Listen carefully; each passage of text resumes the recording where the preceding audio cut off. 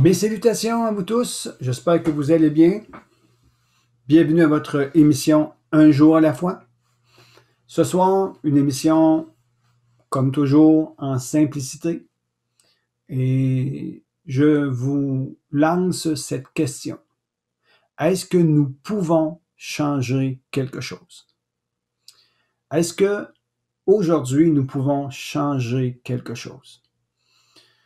Ce que je veux vous partager comme réflexion et comme encouragement ce soir, c'est oui, nous pouvons changer quelque chose.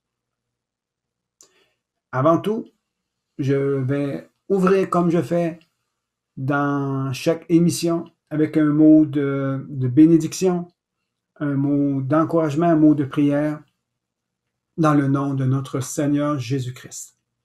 Père éternel, nous te remercions pour cette grâce que tu nous accordes semaine après semaine, jour après jour. Cette paix et cette grâce qui est disponible en Jésus-Christ, nous voulons la recevoir et nous voulons aussi la communiquer aux autres. Je lance la bénédiction dans tous les foyers de Grande-Rivière et des environs. Que chaque foyer, que chaque maison, que chaque demeure, chaque personne, chaque famille, jeune homme, jeune fille, hommes et femmes, famille, puissent recevoir cette grâce aujourd'hui. Qu'ils puissent sentir et reconnaître que tu es un Dieu merveilleux et que tu es concerné pour eux. J'appelle la bénédiction sur la Gaspésie, les îles et le nord du Nouveau-Brunswick. Je prie de tout mon cœur qu'il y ait une bénédiction, qu'il y ait des temps agréables que nous puissions expérimenter aujourd'hui. Et Père, n'oublie aucune personne aujourd'hui. Bénis-les dans le nom merveilleux de Jésus.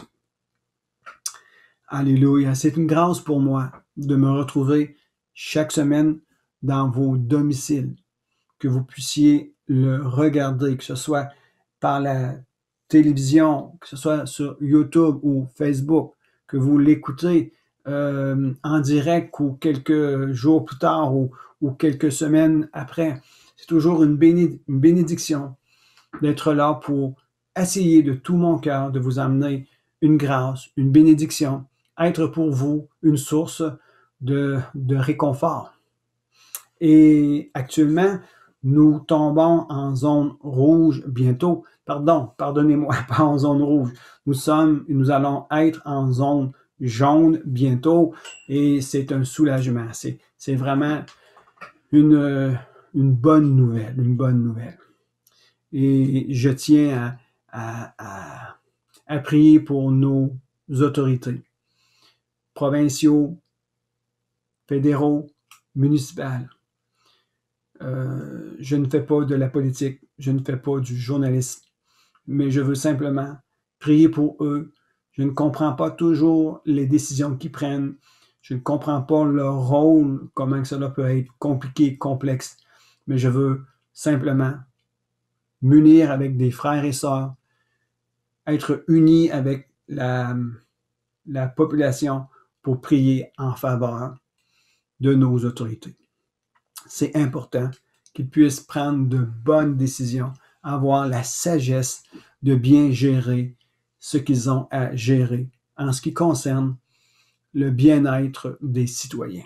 Que la grâce de Dieu les accompagne, que la bénédiction de Dieu les accompagne, que la sagesse de Dieu, que la compassion les accompagne et qu'ils soient bénis dans le nom de Jésus. Alors, ma question était, nous pouvons changer quelque chose? Oui, nous pouvons changer quelque chose. J'ai désiré prendre un texte avec vous dans les évangiles de Jean. Jean 10. Et je vous encourage fortement à prendre le temps de vous procurer une Bible, ou ceux et celles qui ont une Bible à la maison, sortez-la. Prenez-la comme un livre de chevet ou un livre de salon, mais lisez la Bible. Je crois sincèrement de tout mon cœur que dans ce livre, c'est quelque chose de merveilleux. ceux et celles qui lisent la Bible en recevant l'auteur, parce que l'auteur de la Bible, c'est Dieu. Il a utilisé des hommes pour l'écrire, oui, mais comme l'apôtre Pierre le dit dans 1 Pierre, c'est sous l'inspiration du Saint-Esprit que les hommes ont écrit de la part de Dieu. Dieu a voulu s'adresser à sa création, aux hommes et aux femmes. Dieu a voulu nous rejoindre et il nous a laissé des écrits. Et pour nous laisser des écrits, il a dû prendre des instruments, des écrivains, des hommes qui étaient capables d'écrire. Mais ils ont écrit sous l'inspiration du Saint-Esprit. Et cela a donné le merveilleux livre qu'on appelle la Bible ou communément la parole de Dieu. L'Ancien et le Nouveau Testament. C'est super intéressant. Et comme je vous ai dit, lire la Bible, mais ne pas rejeter l'auteur. Lorsque nous faisons bon accueil dans nos vies de Dieu et que nous lisons la Bible, parce que la Bible, c'est comme des lettres d'amour qui étaient adressées à toi. Alors, c'est comme on rentre en relation avec Dieu à travers ses écrits, il y a quelque chose de merveilleux qui se produira. Le livre de l'Évangile de Jean, le chapitre 10, versets 9 et 10, je veux vous expliquer 2-3 versets qui nous amènent à comprendre que oui, nous pouvons changer quelque chose. Nous pouvons changer notre vie par nos relations. Si nous avons de bonnes relations, nous pourrions amener des changements favorables pour notre vie. Si nous avons des mauvaises relations, notre vie peut prendre une autre tournure. Et ça, vous connaissez ces choses, vous le savez très bien. Si j'ai de bonnes influences, je vais avoir de bons résultats. Si j'ai des mauvaises influences sur ma vie, il se peut qu'ils m'amènent à faire des choses qui ne sont pas convenables. Alors, nous pouvons changer notre vie par nos relations. Et lorsque nous sommes en relation avec Jésus-Christ, tout devient possible pour moi et pour toi. Nous pouvons changer quelque chose avec la relation avec Jésus-Christ parce que tout est possible à celui qui croit. Tel est le verset de la parole de Dieu. Si tu crois, tu verras la gloire de Dieu. Tout est possible à celui qui croit. Dans Marc 9. Maintenant, je vais vous lire Jean 10, versets 9 et 10. OK. Je vais lire à partir du verset 7. Ça dit, Jésus leur dit encore, en vérité, je vous le dis, moi, je suis la porte des brebis. Tous ceux qui sont venus avant moi sont des voleurs et des brigands, mais les brebis ne les a pas écoutés. Moi, toujours Jésus qui parle ici, moi, je suis la porte. Si quelqu'un entre par moi, il sera sauvé. Il entrera et sortira et trouvera des pâturages. Quand je vous ai dit, nous pouvons changer quelque chose dans notre vie par nos relations. Et lorsque nous avons la relation de Jésus dans notre vie, il y a des changements qui vont s'opérer. Jésus a dit, moi je suis la porte. Celui qui entre par moi sera sauvé. Et vous savez très bien que, oh, j'étais sauvé aujourd'hui d'un accident. Oh, j'étais sauvé aujourd'hui, quelqu'un est venu à mon aide. Changement. Changement du moment. Alors, lorsque nous venons à Jésus, que nous rentrons en relation avec lui, il vient opérer pour celui qui vient à lui, il vient opérer des changements. Et ça continue en disant ceci. Il entrera et sortira et trouvera des pâturages. Wow! Entrer et sortir. Qu'est-ce que cela nous signifie? Cela signifie qu'il y a une liberté. Il va entrer et sortir et trouver du pâturage. Qu'est-ce que le pâturage? Le pâturage pour les brebis, c'est leur nourriture.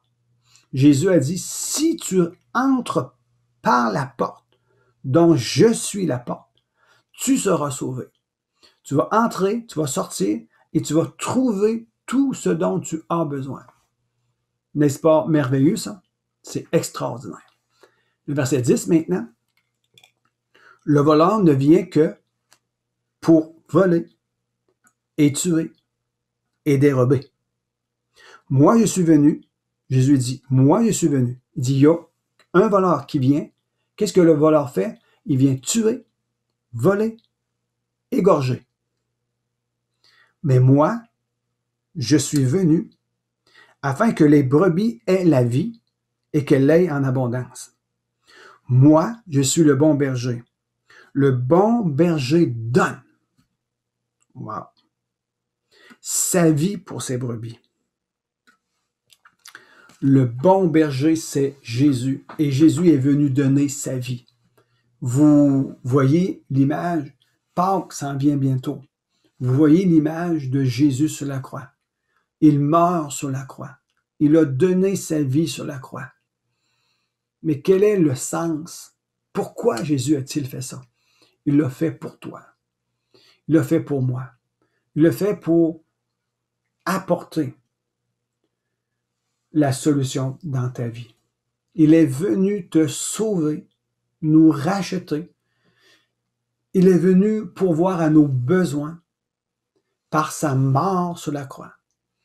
Et lorsqu'il est ressuscité d'entre les morts, il est venu te partager toute sa vie. Tout ce dont c'est possible dans le ciel pour que tu puisses recevoir. Tout ce qui est possible de recevoir, Dieu te le donne. Par son Fils Jésus-Christ qui est venu mourir à la croix pour toi. Jésus a dit, si tu rentres par moi qui est la porte, tu trouveras tout en abondance. Nous pouvons changer quelque chose? Absolument que oui, avec la relation que nous pouvons avoir, et c'est possible, avec la relation que nous avons avec Jésus-Christ maintenant, parce que nous l'avons reçu dans nos cœurs, tout est possible et nous pouvons changer quelque chose. Laissez-moi maintenant aller vers un autre texte, dans le texte de Jude. Jude se trouve être après les Épîtres de Jean et immédiatement avant le dernier livre qui est l'Apocalypse. Donc c'est un petit livre. Jude, c'est un petit livre. Jude. Et certains théologiens et la plupart des théologiens s'entendent pour dire que Jude était le frère de Jésus. Et oui, Marie, la parole de Dieu nous enseigne, la mère de Jésus, avait eu d'autres enfants. Et Jude est un des frères de Jésus. On va lire ici, mais ici, mon objectif en vous donnant cette parole, ce n'est pas pour mettre de la confusion, ni rien, ni cela. Mais certains théologiens sous-entendent que le Jude qui est parlé ici serait le frère de Jésus. Et même si ce n'est pas le frère de Jésus, selon certains autres théologiens, cela n'est pas si grave que cela. L'importance, c'est ce que la parole de Dieu nous enseigne. C'est important. Jude nous dit ici dans le verset 20, il dit « Mais vous, bien-aimés, voici bien-aimés. » Les bien-aimés de Dieu sont ceux et celles qui sont en relation avec Jésus-Christ, le Fils du Dieu vivant. Si tu es en relation avec Jésus, tu l'as reçu comme ton sauveur personnel, tu es appelé bien-aimé. Et c'est vraiment quelque chose d'extraordinaire. Celui qui croit en Jésus. Jésus a dit, crois seulement et tu seras sauvé. Si tu crois en Jésus, tu as fait bon accueil. Tu n'as pas rejeté le Créateur, mais tu as fait bon accueil. Tu es appelé bien-aimé. Un jour, quelqu'un a dit ceci. Il dit, le plus lourd à porter dans notre vie, c'est le vide intérieur. C'est lourd à porter un vide intérieur. Et pourquoi on a ce vide intérieur? Le vide intérieur, c'est l'absence de Dieu. Lorsque Dieu a créé l'homme et la femme, il l'a créé de la manière suivante, et c'est une image que je vous donne ici, pour qu'on puisse comprendre. Il a créé l'homme et la femme pour qu'ils puissent avoir une relation avec eux. Dieu, c'est un Dieu d'amour. Alors, le Dieu d'amour, le Créateur, a créé l'homme, la femme, pour avoir une relation avec lui, une relation d'amour. Alors, il a mis son empreinte dans la vie de l'homme, dans la vie de la femme. Et il devait créer dans l'être de l'homme et la femme un espace, un endroit où ils pouvaient être en relation avec lui ou avec elle. Alors, lorsque l'homme et la femme ont désobéi, la parole de Dieu nous enseigne, tous ont péché et sont privés de la gloire de Dieu ou sont privés de la présence de Dieu. L'espace qui a été créé dans l'être humain où Dieu pouvait venir être en relation avec lui, il s'est retiré. Pourquoi? À cause du péché. Et c'est la raison pour laquelle que Jésus-Christ est venu mourir sur la croix, pour racheter l'homme, la femme, pour être comme la rançon ou la punition du péché. Et lorsque Jésus-Christ est mort à la croix, la Bible nous enseigne que Jésus a payé pour tous les péchés du monde. Il a payé la dette du péché de l'homme. Et maintenant, quiconque, tous ceux et celles qui se tournent vers Jésus et qui le reçoit dans son cœur, Dieu reprend place dans le vide intérieur et il le comble de son amour. Laissez-moi vous expliquer encore ceci. C'est une réalité. Les gens peuvent avoir du succès, peuvent avoir de l'argent, peuvent avoir de la réussite dans leur vie. Mais lorsqu'ils se retrouvent seuls à la maison, peut-être que vous avez fait cette expérience, peut-être que vous vivez cela, mais il y a comme un vide à l'intérieur. C'est lourd, vous vivez de la solitude. Et vous demandez, mais qu'est-ce qui se passe? Je ne comprends pas. Il y a un vide à l'intérieur. Mais il semble que la vie avec ses attraits, j'ai tout essayé, j'ai tout fait. Il me semble que le vide reste vide. Je peux vous dire, le vide va toujours rester vide s'il n'est pas comblé par la présence de Dieu. Et lorsque nous nous tournons vers Dieu et que nous recevons Jésus-Christ comme notre sauveur personnel, le Dieu d'amour vient combler ce vide à l'intérieur. Et notre vie prend une nouvelle dimension, une nouvelle direction. Nous pouvons changer quelque chose? Absolument que oui, lorsque nous sommes et lorsque nous rentrons en relation avec Jésus-Christ, tout devient possible. Jude dit, mais vous, bien-aimés, édifiez-vous vous-même sur votre très sainte foi. Wow! C'est vraiment extraordinaire. J'avais déjà parlé dans le passé, lors de mes premières émissions, pouvons-nous avoir la foi en Dieu aujourd'hui? Pouvons-nous avoir la foi de Dieu aujourd'hui? Et je vous ai dit, oui, cela est possible d'avoir la foi de Dieu aujourd'hui. Et je vous avais expliqué que le fait de recevoir Jésus, il dépose en nous la foi nécessaire pour être en relation avec Dieu le Père et vivre dans une vie nouvelle.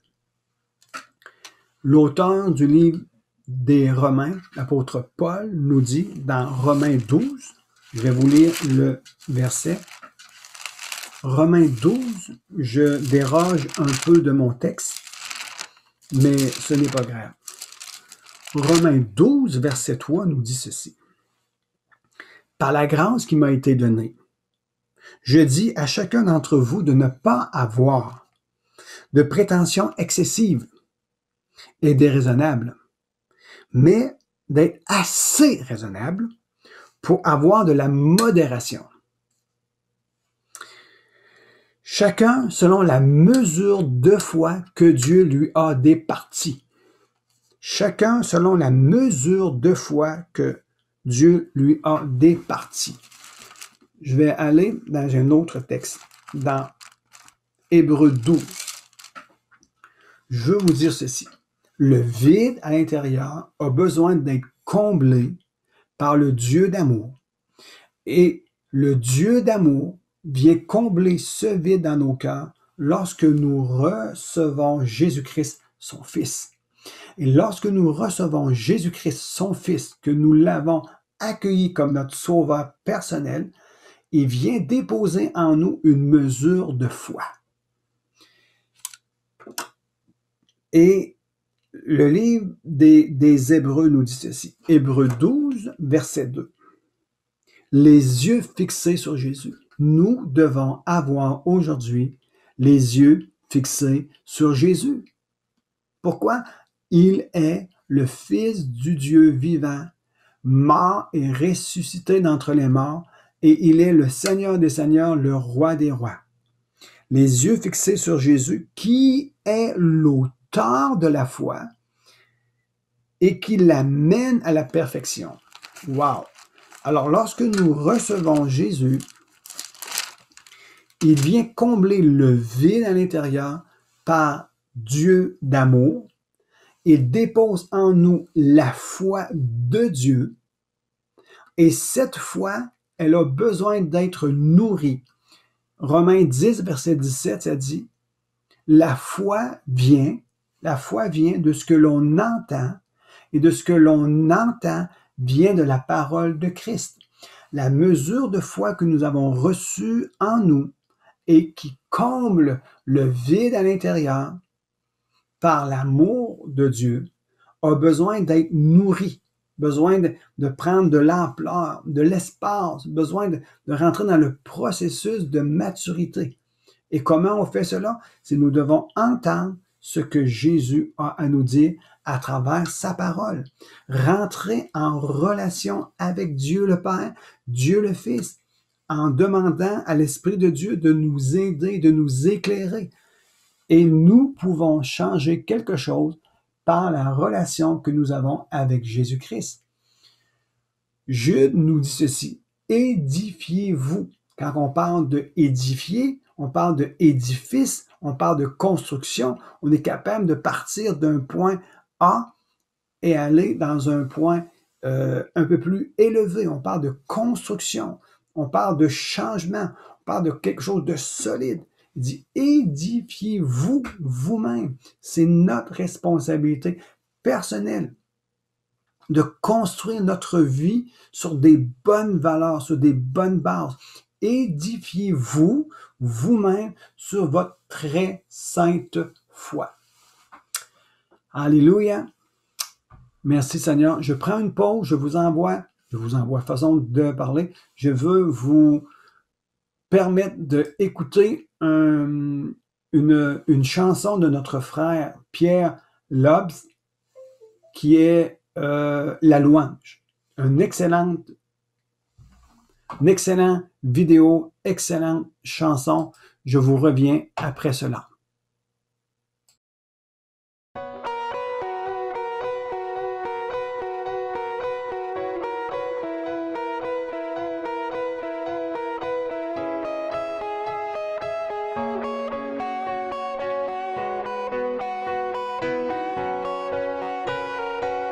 La louange à notre Dieu, des mots d'adoration à notre Dieu.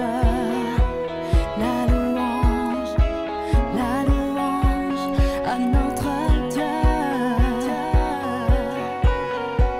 Chante Alléluia à notre Dieu. Gloire et Alléluia à notre Dieu. La louange à notre Dieu. La louange à notre Dieu, des mots d'adoration à notre Dieu. La louange à notre Dieu. Chante Alléluia à notre Dieu. Gloire et Alléluia à notre Dieu. La louange à notre Dieu.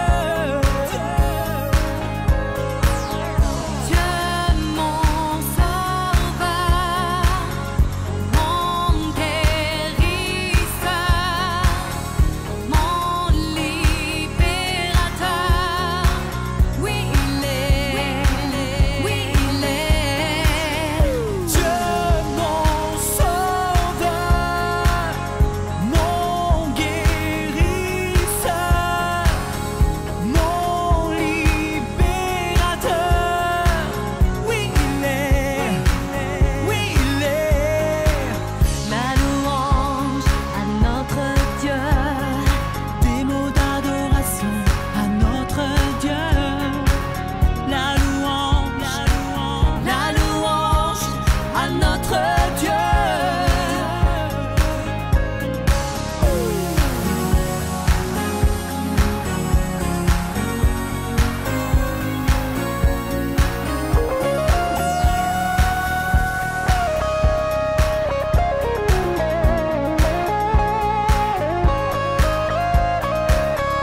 Dieu mon sauveur, mon guérisseur, mon libérateur.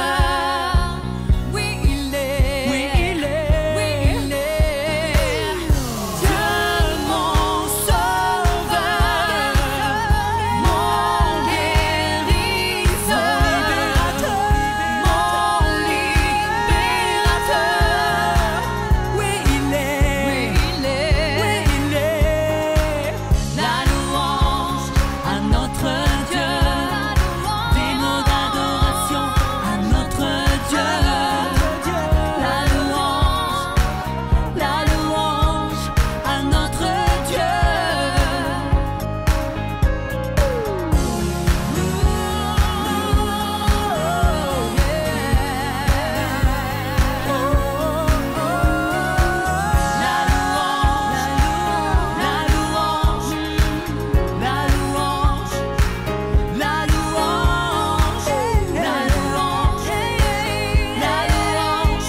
À notre Dieu.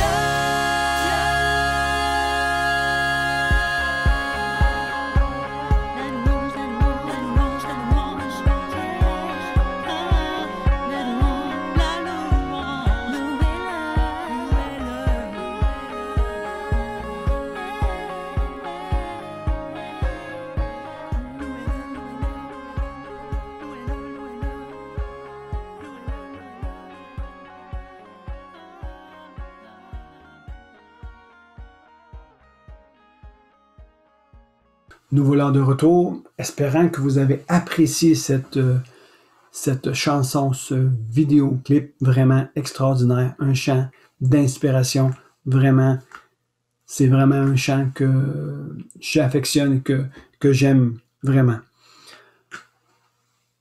Nous pouvons changer quelque chose par la relation que nous avons avec Jésus, en laissant travailler notre foi, en libérant notre foi, en prenant notre responsabilité, nous pouvons changer quelque chose. Et tout cela pour la gloire de Dieu et amener un bénéfice à tous ceux et celles qui nous entourent. Je vous laisse sur cela et je vous dis à la semaine prochaine. Que Dieu vous bénisse abondamment. Soyez bénis.